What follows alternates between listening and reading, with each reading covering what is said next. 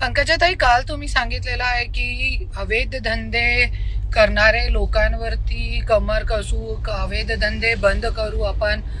तो तुमच्यापासून तुम्ही सुरुवात करा.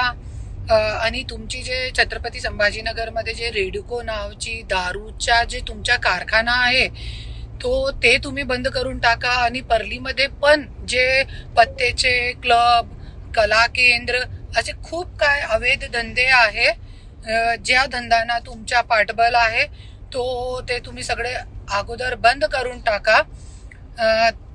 त्यानंतर आपल्याला वाटेल की तुम्ही खरंच बोलताय.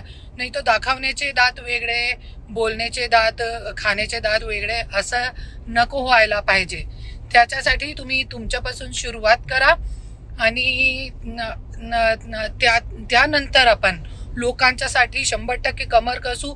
आणि तुमच्या जे कारखाना आहे, तुमचे कारखान्याला पाणी भेटतोय, पण दारू बनवण्यासाठी तुमचे कारखान्याला पाणी भेटतोय संभाजीनगरमध्ये, पण शेतकरी लोकांना पाणी भेटत नाही. ते खूप खूप चुकीचं आहे. तर तुम्ही सुरुवात स्वतःपासून करा.